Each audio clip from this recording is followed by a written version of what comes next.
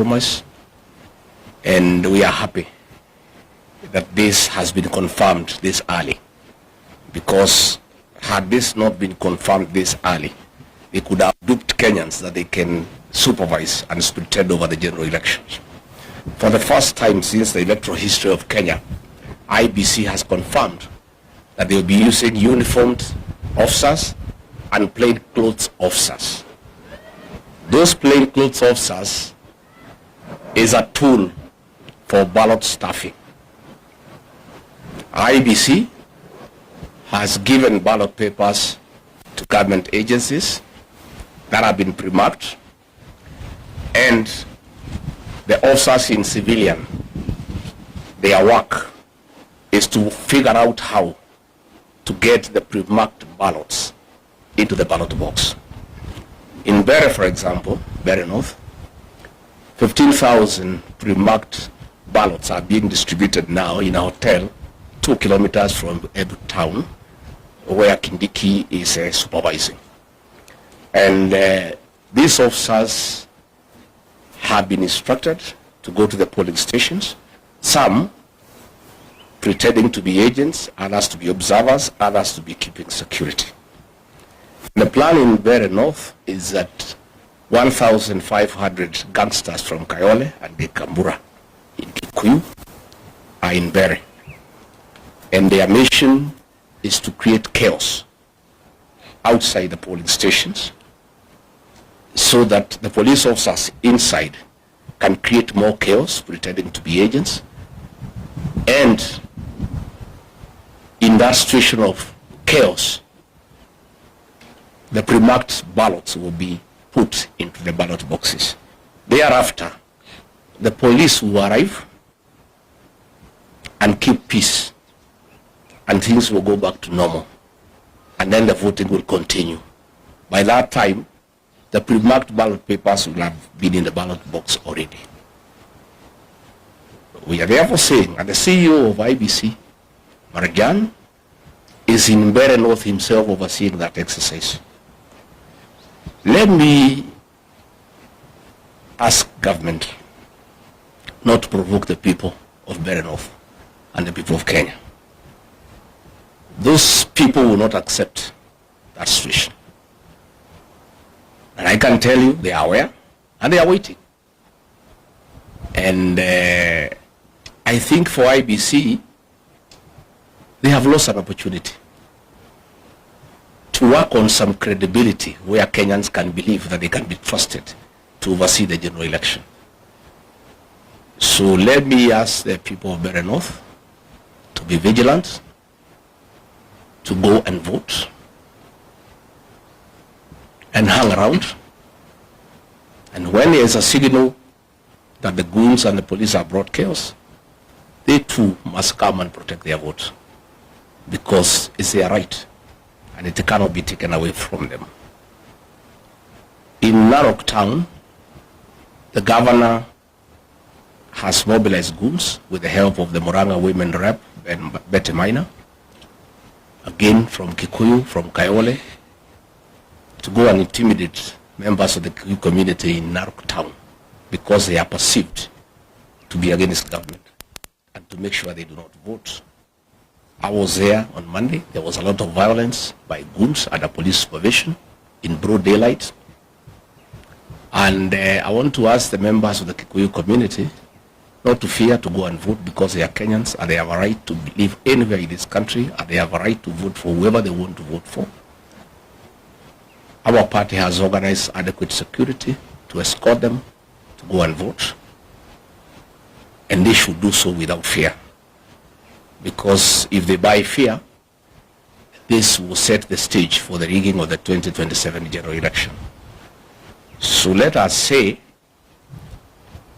that if William Ruto and IBC think they will rig the 2027 general election, they will be in for a rude shock.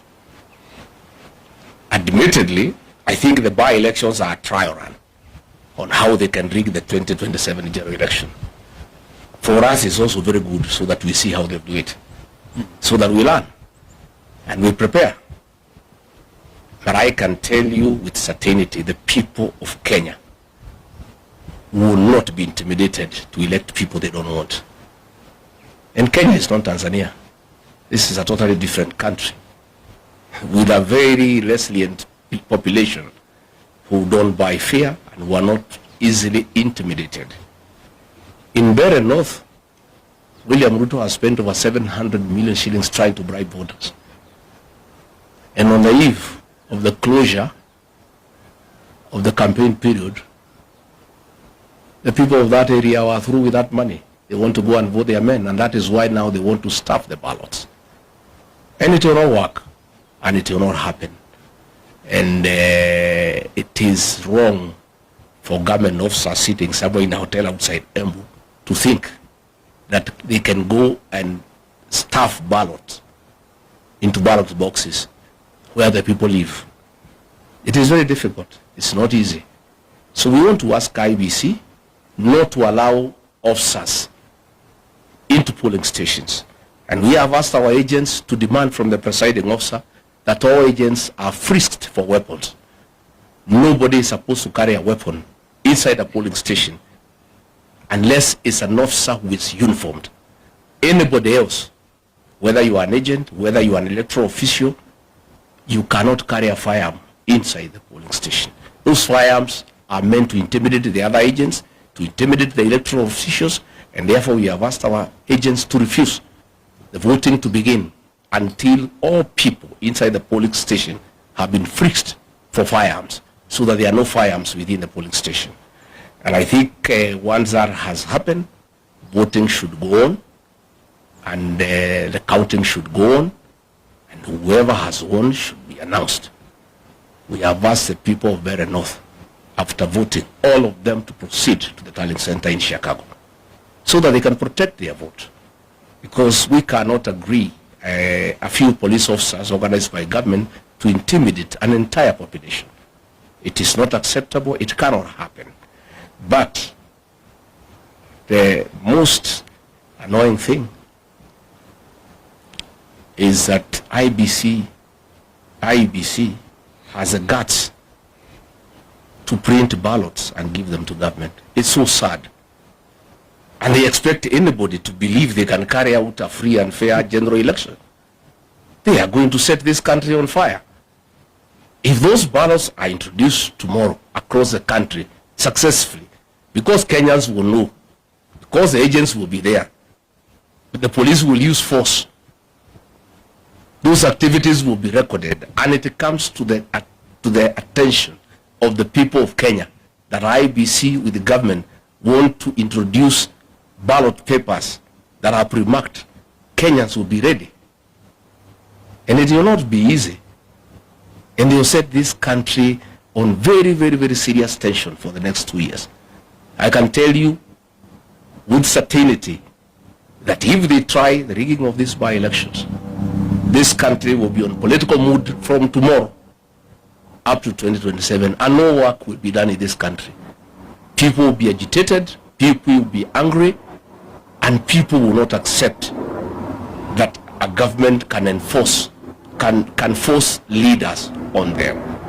So let me ask the people not to fear, not to be intimidated, to go out and vote and protect the vote. They must remain vigilant under all circumstances, no matter the threats, no matter the level of intimidation. This is our country. We have no other country to go to, and the right to vote is absolute, and it must be protected under all circumstances. Thank you. Thank you. Labda wenzangu wameongea Kiingereza, wacha ni seme kidogo kwa Kiswahili. Na nieleze Wakenya wazalendo ya kwamba tumepata habari ya njama ya kuiba kura serikali hii ya broad based. Njama hii imetekelezwa kupitia IEBC commissioners wenyewe, polisi wa Kenya, na kuna wahuni ambao tayari wametayarishwa.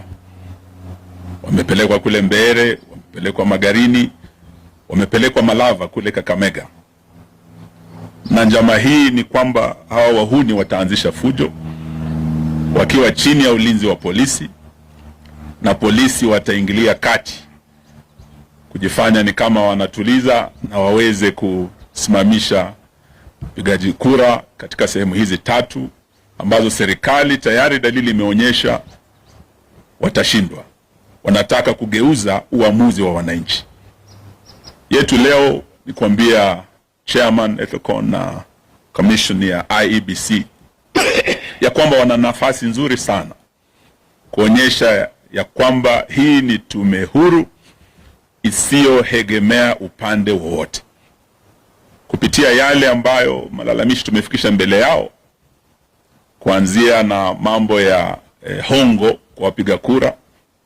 Haswa jana kumekuwa na women rep wa Kakamega, BLC Mohanda, akigawa chakula cha msaada, relief food, mchele, maharagwe, akipeana mattress na blanketi ambazo mimi nilikuwa napeana nikiwa waziri wa special programs.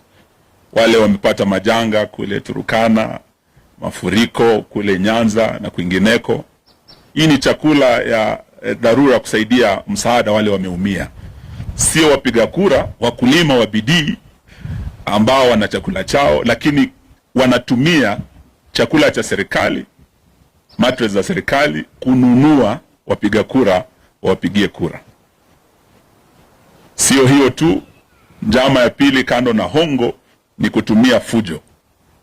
Na hii fujo itakuwa kupitia hawa wahuni na polisi. Silaha hizi mbili za hongo na fujo tumejua zitatekelezwa wapi na nani. Kama Malava, nimetoka huko jana, mbunge wa Lugari Bwana Nabina Bwera, tunajua ya kwamba wewe ndio komanda ambao umepewa jukumu hilo. Tunajua ya kwamba Mheshimiwa Wetangula, Mheshimiwa Mudavadi, Mheshimiwa Oparanya na viongozi wenzetu kutoka magharibi mwa Kenya wamekuwa kwenye njama hii wakiongozwa na none other than Faruk Kibet, msaidizi wa rais, karani wa rais. Sasa ndio mdosi wa hawa jamaa. Kile anasema is what